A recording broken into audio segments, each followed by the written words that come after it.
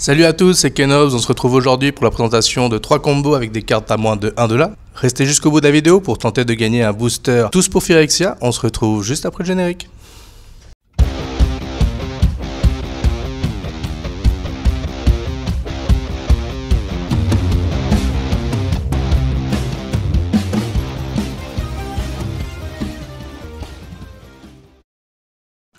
Merci de suivre la chaîne, n'oubliez pas de vous abonner et d'activer la petite cloche. Vous pouvez aussi lâcher un pouce bleu si ça vous plaît et vous pouvez nous soutenir sur Tipeee dont vous trouverez le lien en description.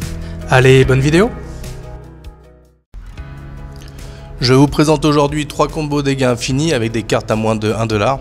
Restez jusqu'au bout de la vidéo pour tenter de gagner un booster tous pour Phyrexia. Et on commence maintenant avec le premier combo. Pour le premier combo, nous aurons besoin des cartes Elias de Boros, Conscience coupable et Lever du bouclier. Pour Elias de Boros, c'est une créature minotaure et sorcier 3-3 pour 3 mana à la fois rouge et blanc.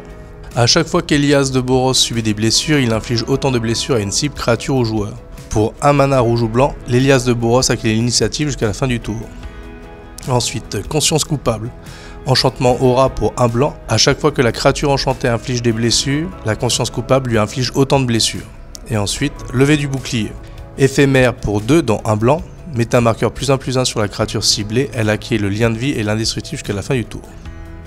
Pour le combo, il faut avoir sur la table Elias de Boros enchanté avec la conscience coupable et buffé par la levée du bouclier pour le rendre indestructible. On attaque avec Elias de Boros. Qu'il soit bloqué ou non, il va infliger 4 blessures. L'aura va s'activer et donc infliger autant de dégâts à l'Elias en retour, qui peut alors infliger autant de dégâts à un joueur, ce qui réactivera la conscience coupable, et ainsi de suite. L'Elias étant indestructible, vous devriez pouvoir vous débarrasser de la table. Pour le second combo, vous aurez besoin des cartes Compagnon du Cathare, Grâce Salvatrice et Arc Enchaîneur. Pour le Compagnon du Cathare, c'est une créature chien 3-1 pour 3 dont 1 blanc. A chaque fois que vous lancez un sort non créature, le Compagnon du Cathare acquiert l'indestructible jusqu'à la fin du tour. Pour Arc Enchaîneur, c'est un éphémère pour 3 dont 1 rouge. Choisissez une créature ciblée. A chaque fois que cette créature subit des blessures ce tour-ci, elle inflige autant de blessures à chaque autre créature et à chaque joueur. Pour Grâce Salvatrice, c'est un enchantement aura pour 2 dont 1 blanc qui a le flash.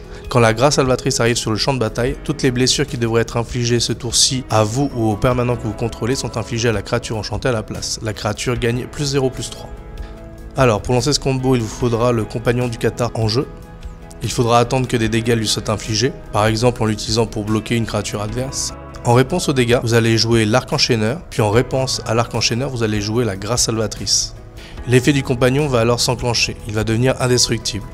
Au moment où il va recevoir les dégâts, le Compagnon Cathare va infliger les dégâts reçus à toutes les créatures et à tous les joueurs. Les dégâts qui vont être infligés à vous et aux permanents que vous contrôlez seront redirigés vers le Compagnon Cathare grâce à la Grâce Salvatrice, ce qui va réenclencher l'effet de l'Arc Enchaîneur et ainsi de suite.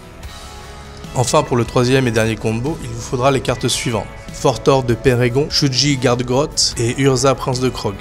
Pour Fortor de Pérégon, c'est une créature minotaure 2-3 pour 3 dont 1 rouge. Sacrifie un artefact, le Fortor de Pérégon gagne +1/+1 jusqu'à la fin du tour et inflige 1 point de blessure à chaque adversaire. Shuji Garde-Grotte, c'est une créature artefact construction 8-8 pour 8, vigilance parade 4. Quand Shuji Garde-Grotte meurt, ajoutez 8 mana incolores à votre réserve. Jusqu'à la fin du tour, vous ne perdez pas ce mana au moment où les étapes de phase se terminent. Enfin, Urza Prince de Krog, c'est une créature légendaire humain artificier 2-3 pour 4, dont 1 blanc et 1 bleu. Les créatures artefacts que vous contrôlez gagnent +2/+2, payez 6, créez un jeton qui est une copie de l'artefact ciblé que vous contrôlez, excepté que c'est une créature 1-1 soldat, en plus de ses autres types. Il faudra que les 3 cartes soient en jeu. Vous allez utiliser la capacité d'Urza pour faire une copie de Suchi. Vous allez sacrifier la copie de Suchi avec l'habilité de Fortor pour infliger 1 dégât à tous les adversaires et lui donner +1/+1. Le token Suchi va vous donner lui 8 mana incolores en mourant. Vous utiliserez ensuite ces manas pour recommencer l'opération de clonage d'Urza et vous resacrifierez le clone de Suchi ainsi obtenu pour réactiver l'effet du Fortor de Pérégon et ainsi de suite. Vous obtiendrez des dégâts infinis, mana infini et une créature Fortor infini, de quoi boucler la partie.